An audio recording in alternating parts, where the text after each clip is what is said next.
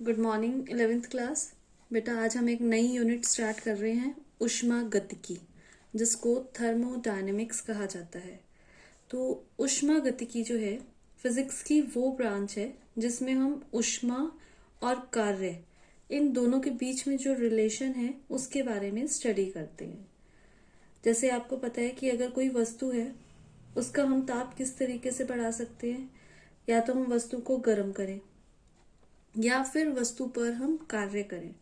जैसे अगर हमें अपने हाथों को गर्म करना है तो हम हाथों को गर्म कैसे कर सकते हैं कि या तो हम गर्म पानी में हाथों को डुबो दें, या फिर हाथों को अगर हम कस के रगड़ें तब भी क्या होता है, हमारे हाथ गर्म हो जाएंगे।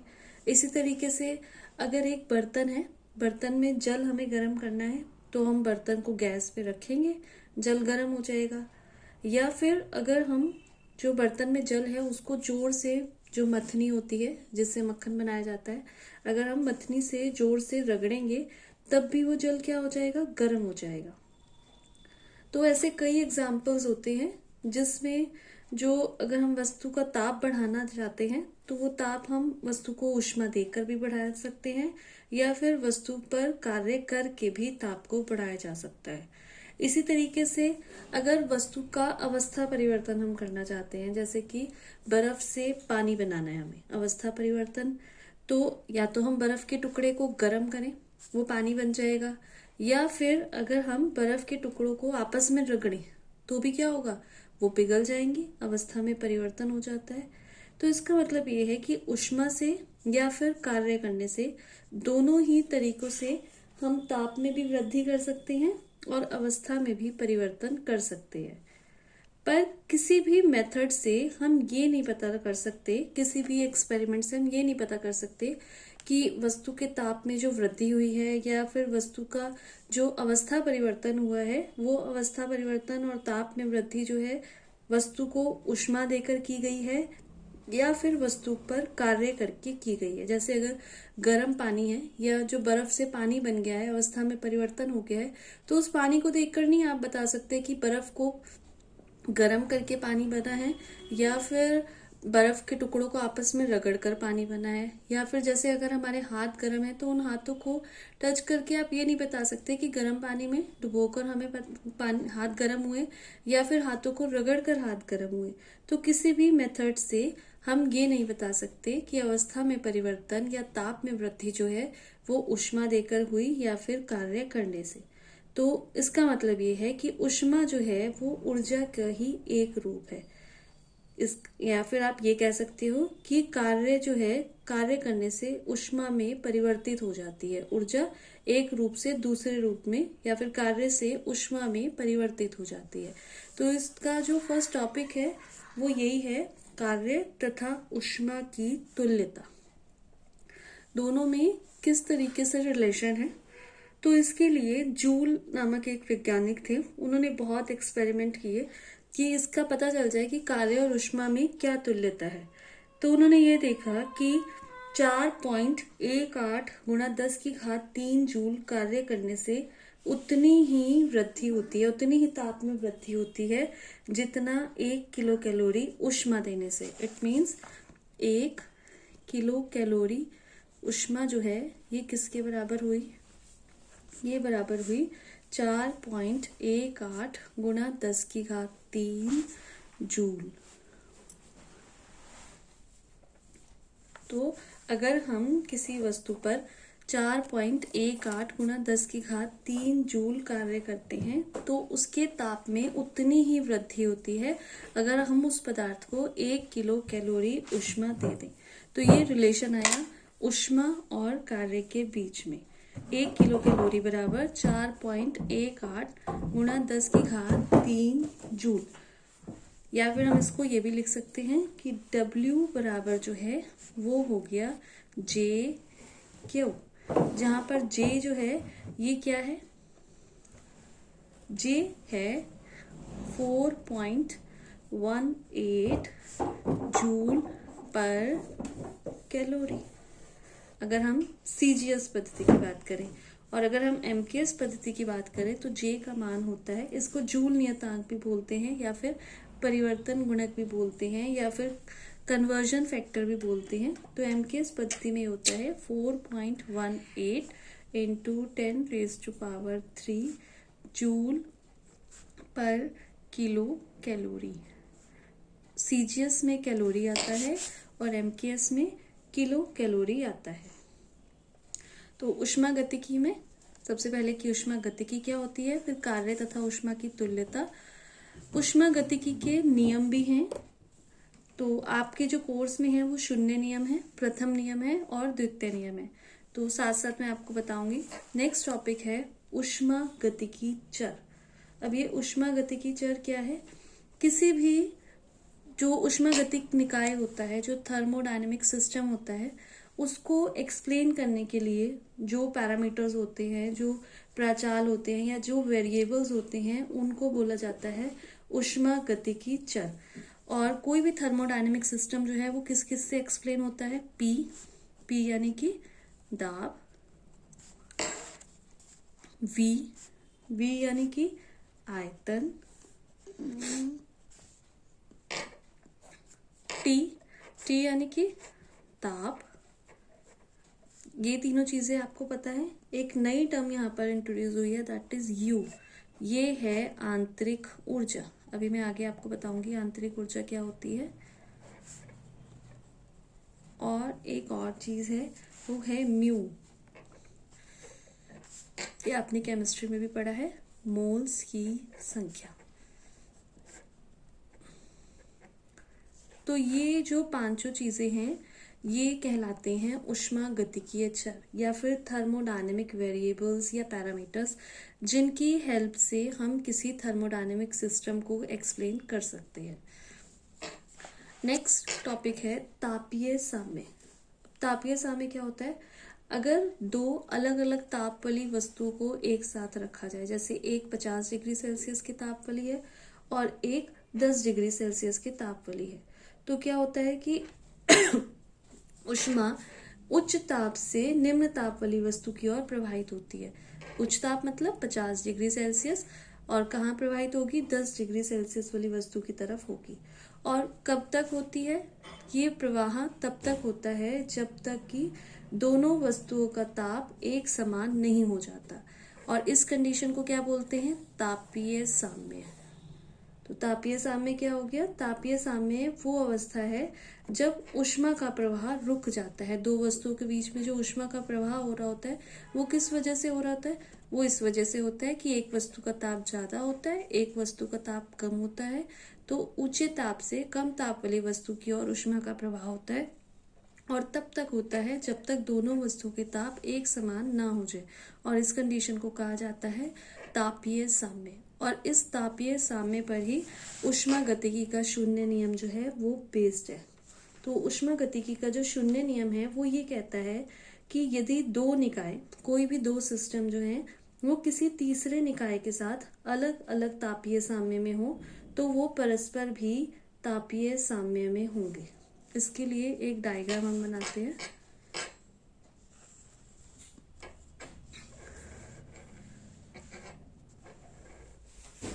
इसमें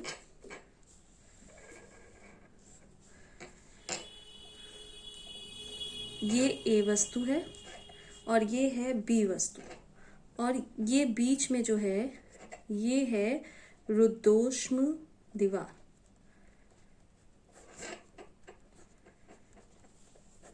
और यहाँ पर है सी वस्तु।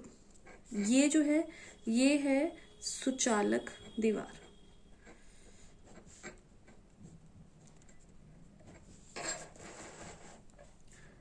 तो दो सिस्टम, दो वस्तुएं हैं जिसमें एक ए और बी जो हैं एक दूसरे से किस तरीके से कनेक्टेड हैं? बीच में रुद्धोष्म दीवार है। रुद्धोष्म का मतलब होता है कि ऐसी वस्तु जिससे ऊष्मा का प्रवाह इधर से उधर या फिर यहाँ से यहाँ ना हो। मतलब इस दीवार से ऊष्मा यहाँ से इधर नहीं आ सकती, यहाँ से यहाँ नहीं आ सकती। बिल्कुल इसका अगर आप सिंपल एग्जाम्पल देखें तो जैसे घर में कैसरॉल होता है, कैसरॉल में जब आप खाना रखते हैं तो उसमें से ऊष्मा जो है वो बाहर नहीं जा पाती।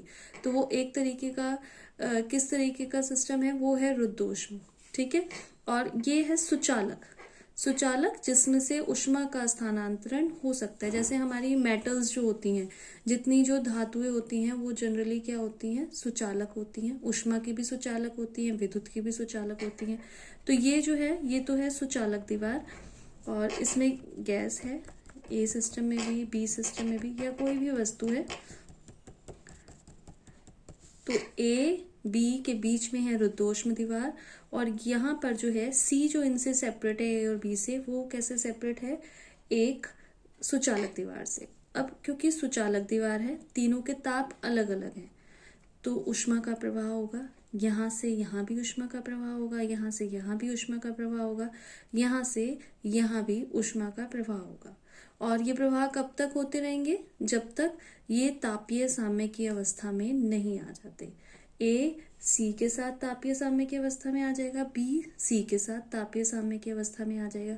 अब अगर ये रुद्धोष्म दीवार बीच में से हटा दी जाए, तो रुद्धोष्म दीवार को हटा दें या फिर हम किसी सुचालक दीवार से चेंज कर दें, तो हम ये देखते हैं कि ए और बी में ऊष्मा का कोई स्थानांतरण नहीं होता, ऊष्मा का कोई आदान प्रदान नहीं होता।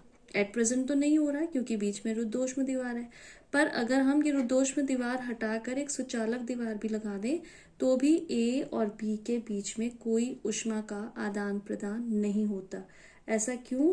क्योंकि ए और बी जो है वो किस तरीके की अवस्था में आ गए, वो एक दूसरे के तापीय साम्य में है। ये है ऊष्मागतिकी का शून्य नियम। एक बार मैं दोबारा बोल दूं, शून्य नियम क्या कहता है कि यदि दो निकाय किसी तीसरे निकाय के साथ अलग अलग तापीय साम्य में है, तो ये दो निकाय मैंने आपको बताया कि ए और बी जो है सी के साथ तापीय साम्य में है, तो शून्य नियम क्या कहता है, तो वो परस्पर भी एक दूसरे के साथ तापीय साम्य में होंगे।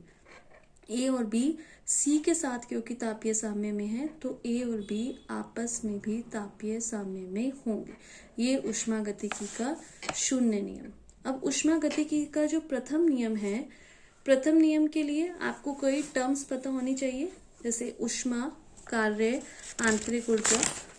तो नेक्स्ट टॉपिक हम यही पढ़ेंगे, ऊष्मा, कार्य, आंतरिक ऊर्जा। इसमें सबसे पहले जो हम पढ़ेंगे वो पढ़ेंगे ऊष्मा। हालांकि ऊष्मा जो टर्म है आपने कई बार यूज करी है, जिसको हम हीट भी कहते हैं। तो ऊष्मा होती क्या है कि जब ऊर्जा एक पिंड से दूसरे पिंड में या फिर एक वस्तु से दूसरी वस्तु में तापांतर के कारण स्थानांतरित होती है।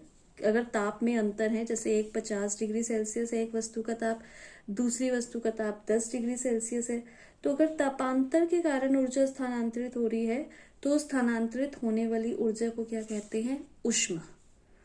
और अगर ऊर्जा का स्थानांतरण तापांतर पर निर्भर नहीं करता तो स्थानांतरित होने वाली ऊर्जा क्या कहलाती है, कार्य।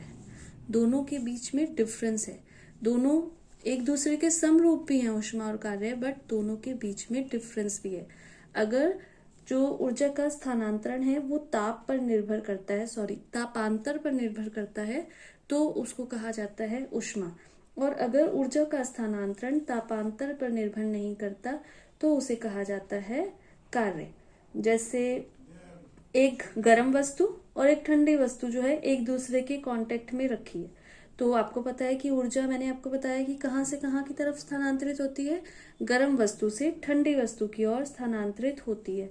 तो यहाँ पर जो ऊर्जा का स्थानांतरण हो रहा है वो किस कारण हो रहा है, तापांतर के कारण। तो यहाँ ऊर्जा क्या कहलाएगी, ये ऊर्जा कहलाएगी ऊष्मा।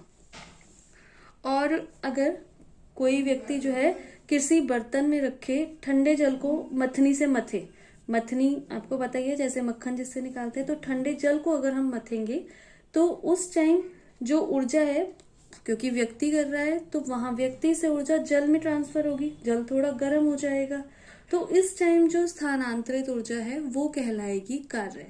क्योंकि यहाँ पर जो ऊर्जा का स्थानांतरण है वो तापांतर पर निर्भर नहीं कर रहा, तो ये दोनों में डिफरेंस है।